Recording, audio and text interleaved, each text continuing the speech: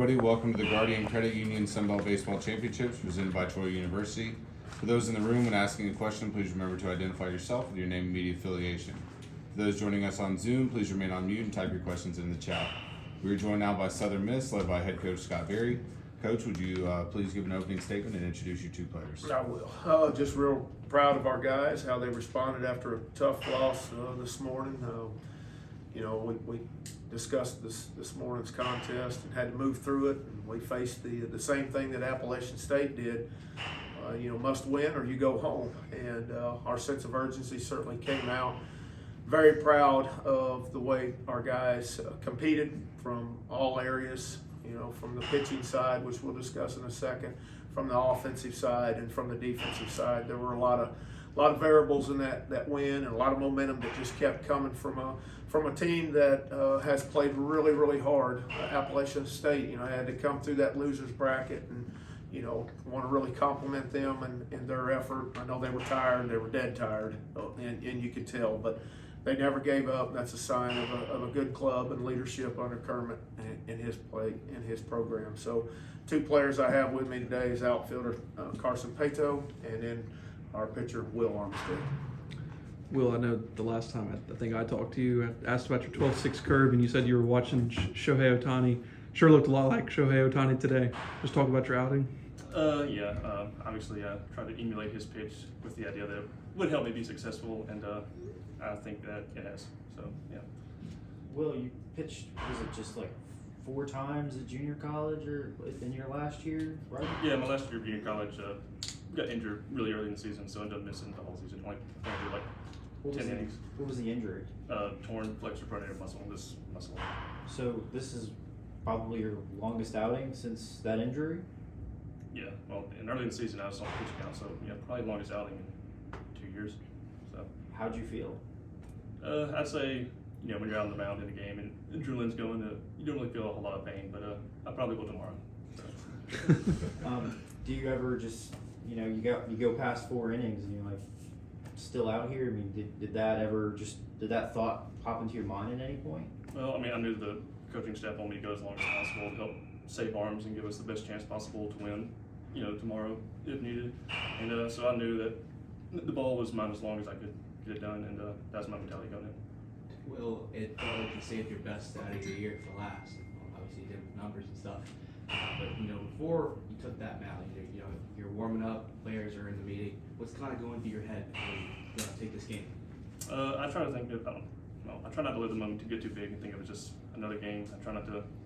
I don't really visualize like the opponent, or they're kind of nameless and faceless to me. And I like to think the burden of success is placed upon me solely when I'm on the mound. That if I want to succeed, it's in my ability to execute my stuff, which I like to believe is good. Well, did you feel like you were building toward a game like this where you can go 7 innings, just the work you put in the whole season?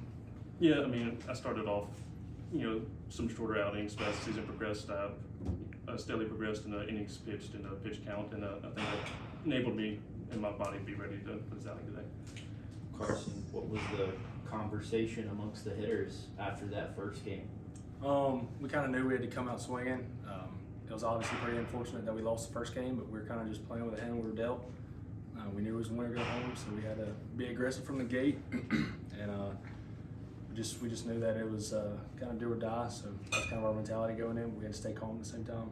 It seemed like at points in the game, you guys were just kind of feeding off of Will's energy and him just putting up shutdown innings. Yeah, it was definitely big time because we knew how big it was for Armour to kind of go out there and beat up innings. So to see him go out there and have a few shutdown innings, it was definitely momentum for us on the offensive side as well as the defensive side. So that definitely helped us throughout the game. It's talked about a lot as far as like how hitting can be contagious, but did you really feel that today, the entire lineup? Definitely. It was it's cool seeing some of your best friends go out there and just succeed and do good, and just go out there when they get a big hit and they're just smiling and kind of jump around the bases. So that definitely helps us, helps the energy in the dugout, and definitely feeds off each other. Coach Berry, in a high pressure situation, like heading into a game 2, challenging your guys and they answer. What's that mean to you guys? The challenge was we've been here before. We got kicked good over at Coastal Carolina. I felt like it was the same situation, and we had to treat it the same. And the way we responded on that Sunday there, set that streak in motion. And it was imperative that what we did today and how we responded to the early morning losses and who we were and who we've become, and to show ourselves that's exactly what we have to do. So that was a challenge moving forward. So, but with Will's outing, you look at that and, what that does for that game tomorrow and that situation to keep our pitching staff fresh. And, I'll be honest with you, I've watched him continually progress this season.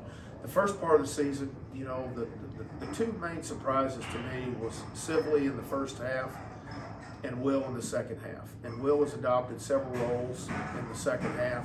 He has started a midweek game or two before, and then we had to pitch count him because we needed him in the bullpen on the weekend, so we couldn't really let him continue to go on those midweek starts. But he was showing really good stuff, and he was showing starter stuff. And when we determined to start him today, I really felt good about it because he just gets himself in a zone where he just kind of blocks everything out. And his stuff is really good, and he's been able to pound the zone and mix those pitches. So real proud of what he was able to do, real proud of what our offense was and run ruling and getting us off the field. I can tell you the two teams that are fixing to play right now, that is not the scenario that they wanted to see happen on whoever won today. They wanted them to go extra innings, 18 innings, and get tired, whoever it is. Just like, we kind of hope they go extra innings tonight. So, but, the challenge was come out offensively today, put up numbers, and we talked about run rule early and the importance of it. And with his CG, it was just a great performance by our guys. Will, did you talk to Matt any after the game this morning? He gives up 9 hits, I think, through 5 or 6 innings, and you give up 2 or 3 hits through 6 innings. Did he give you any pointers, or just kind of went with your own stuff? Well, the real answer is no. I didn't really talk to him at all. But I just kind of, I saw him play obviously the whole game, and I used that to try to formulate a plan to attack. So yeah. Well, your stuff felt really old school out there.